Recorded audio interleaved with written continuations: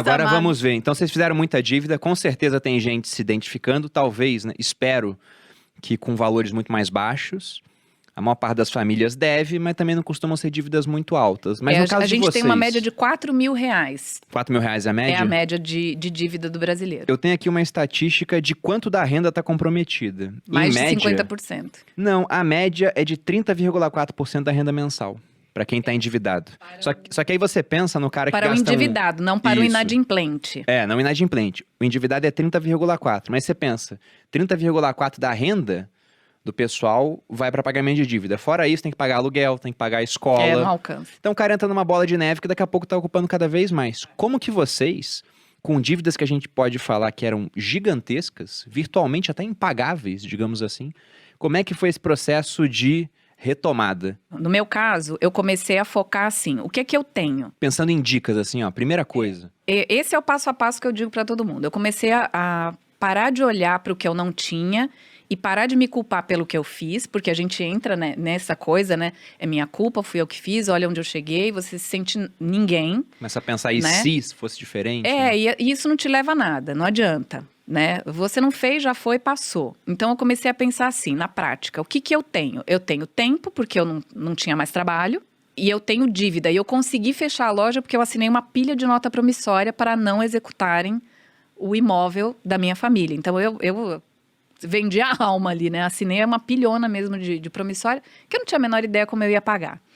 E aí, eu falei, ok, o que que eu tenho? Tempo e dívida. Então, eu vou estudar essas dívidas que eu tenho. Eu vou aprender como é que elas funcionam. Como é que elas chegaram nisso. Então, eu ia negociando com cada fornecedor. Então, eu ligava, por exemplo, para a Malu. Estava devendo para a Malu R$2.500. Então, geralmente, o fornecedor falava assim, vamos passar isso para... Já que você não sabe quanto você vai me pagar, vamos passar isso para $2.500 ou $1.800, $2.000, o que eu conseguia negociar. E aí você vai me pagando quando você puder. E o cara não tinha pressa, porque cada dia eu devia mais, né? Então foi uma forma, assim, de você partir de um princípio, porque eu tinha tanta dívida, devia para tanta gente que... Às vezes a pessoa ligava e dizia que eu estava devendo para ela, e eu nem tinha certeza se eu estava, se eu não estava e quanto era. Então eu peguei o que eu tinha. Peguei um caderno e comecei a anotar. O que eu devo? Eu devo tanto para o banco, eu tinha estourado 2 contas, né? Limite de conta, 5 cartões, eu devo para tal fornecedor. E aí eu fui para um passo 2.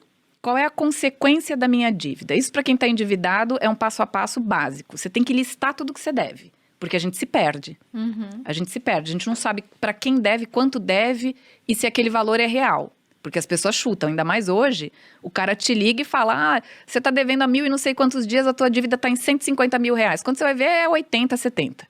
Porque os caras chutam, né? Que loucura. Então, o que você tem que fazer? Tinha cora lá em cima já. Eu totalmente amadora com dívidas, veja assim. Eu É não verdade entendo esse nada. bilhete. Você tem que anotar para quem você deve, o valor original da sua dívida, essa é a dica. Qual é o valor original da sua dívida? Não é quanto o credor diz que você está devendo depois de um calhamaço de juro. Qual é o teu valor original? Quanto você devia lá atrás, antes da incidência de juro?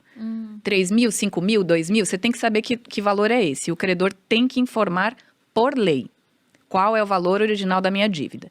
Segundo, qual é a memória de cálculo dessa dívida? O que é isso? Como essa dívida chegou ao valor que você disse que chegou? Então, se o seu valor original é 3 mil e o cara diz que você deve 18, como ele chegou? Qual é o cálculo que ele fez para chegar de 3 a 18? Você vai descobrir aí que você não deve 18. Que você deve muito menos. Então, você já começou a melhorar a tua situação. Outra coisa, negociar para chegar o mais perto possível do valor original da tua dívida. Isso eu aprendi numa época que não tinha internet, que não tinha nada disso. Então, eu fui pensando, como é que eu vou fazer isso, né? E eu dizia para a pessoa, olha, eu te devo 3, você está falando que eu devo 20. Eu tenho 2,5.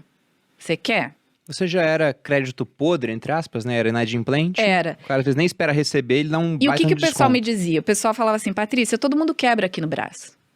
E ninguém paga ninguém. Quando você quebra, você vai embora. Você não paga ninguém, você some e recomeça a tua vida em qualquer lugar. Eu dizia... Foi aí que você mudou de nome, porque anteriormente era Daniela, né? E mudou pra Patrícia. Pois é. Eu dizia, não, eu sou a exceção, eu vou pagar. O pessoal dizia, imagina, a chinesada vai tudo embora. Eu dizia, eu não sou chinês, né, para começar, e eu vou pagar, eu vou ser a exceção, eu vou pagar todo mundo. E o pessoal ria, até os meus credores riam. Imagina que você vai pagar nada, eu vou pagar. Então eu comecei a trabalhar com o que eu podia, fazia tradução, fazia revisão de texto, qualquer coisa que aparecia, eu fazia. Pegava um pouquinho de mercadoria que tinha sobrado, saía com uma sacolada assim para vender. E nessa época eu fiquei muito doente, porque eu foquei tanto em pagar dívida que assim, eu não reservava nada para minha própria subsistência. Então a minha geladeira era água, não tinha nada, nada, absolutamente nada. Hoje eu tenho 48 quilos, eu pesei 37. 37 que é pra quilos. ser bem baixinha. Eu tenho 1,55 m. Mas mesmo assim é nada. Era uma caveira. Então as pessoas inventavam que eu tava doente, que eu tinha a Patrícia pegou AIDS, a Patrícia tá usando muita droga, por isso que ela quebrou. Porque traficante tá atrás dela. Você falou que eu paguei vendendo drogas, as pessoas diziam, né? Ela tinha...